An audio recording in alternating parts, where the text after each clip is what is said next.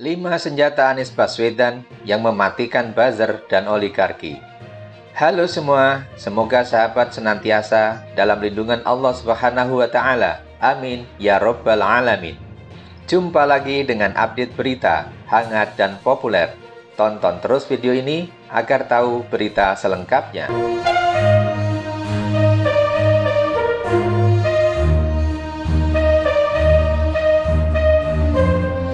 Serangan demi serangan kepada Anies Baswedan terus menggenderang. Setiap celah ia dibidik agar tak berkutik, seperti yang paling anyar dilakukan oleh Abu Janda yang disebut banyak orang buzzer RP.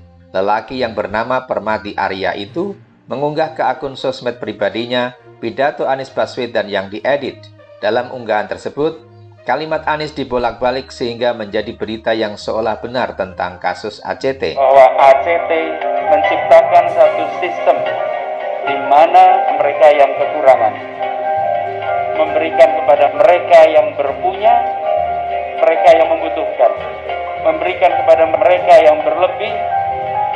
Sistem ini merupakan sebuah pendekatan yang amat menarik, dan ini adalah salah satu contoh inovasi profit. Tapi insya Allah, this is always for benefit. Padahal pidato editan itu berlawanan dengan pidato aslinya atau yang sebenarnya. Sontak ulah Permati Arya itu memantik kemarahan publik dunia maya sehingga memunculkan tagar tangkap Abu Janda menjadi trending topik. Lantas apa senjata Anies Baswedan untuk menghadapi serangan para pengkritik dan buzzer itu?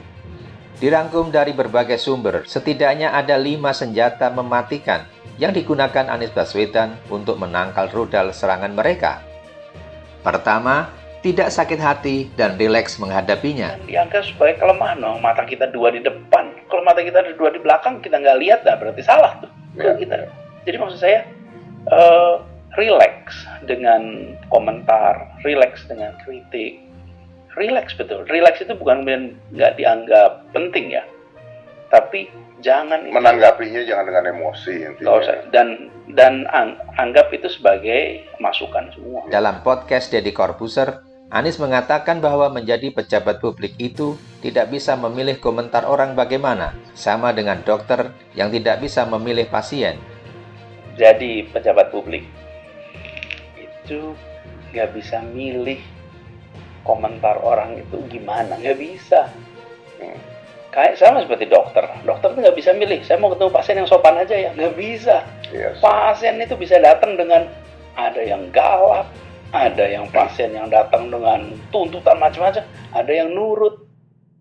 Saat didesak dengan pertanyaan, kan ada poin yang akan menyakitkan hati Anda, misalnya menyangkut fisik, keluarga, dan sebagainya. Dengan enteng, orang nomor 1 di DKI itu menjawab sudah imun dan seperti dilempar tusuk gigi. Secara umum udah imun udah. Dan kalau gini bro, kalau udah ngelewatin kampanye ya, yang kampanye itu tembakan-tembakan tuh kayak basoka tuh, bang segala macam, apa aja yang kita kerjain bisa salah. Yes, yes. Apa aja gitu. Terus sesudah itu jalan sekarang ya rasanya kayak dilemparin tusuk gigi aja gitu kira-kira. Masih di podcast Deddy Corbuzier, Anies menyampaikan senjata keduanya dalam menghadapi kritik dan ekstremis adalah berpikir kritis, critical thinking.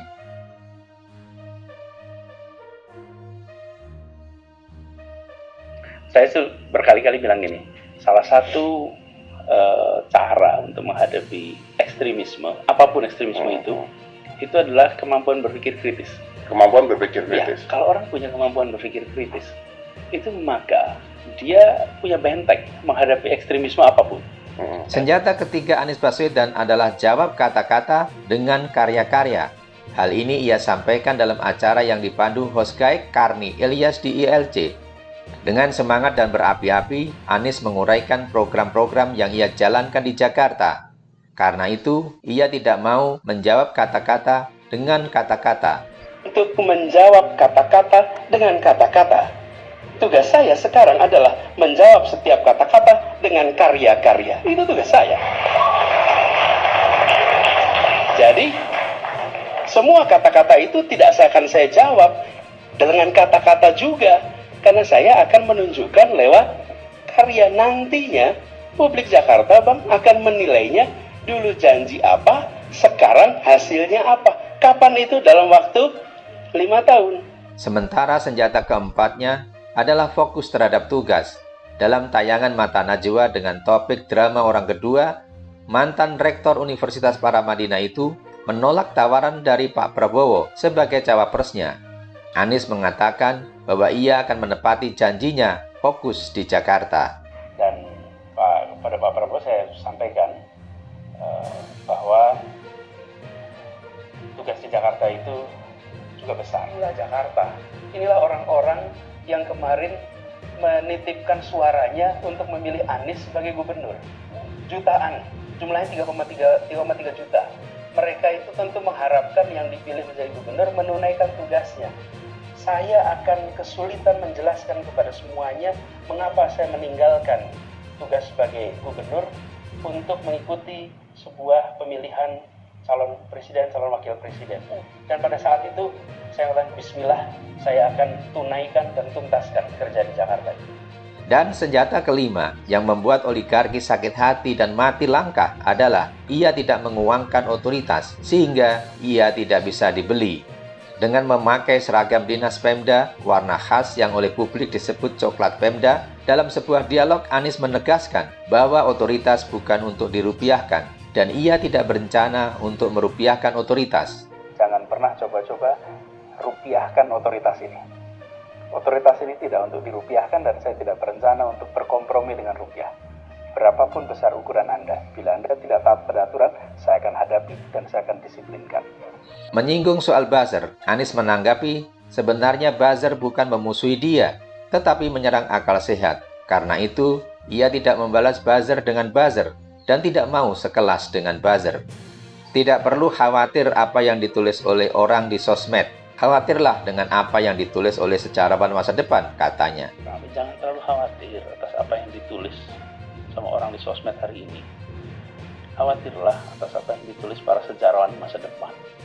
Itulah 5 senjata mematikan yang digunakan oleh Anies Baswedan untuk menghadapi serangan buzzer dan oligarki. Bagaimana pendapat Anda? Silahkan tulis di komentar. Terima kasih atas kebersamaan Anda. Jangan lupa klik subscribe, like, komen, dan share agar channel kesayangan Anda ini semakin berkembang. Salam Indonesia bersatu dan berkarya untuk bangsa. Sampai jumpa.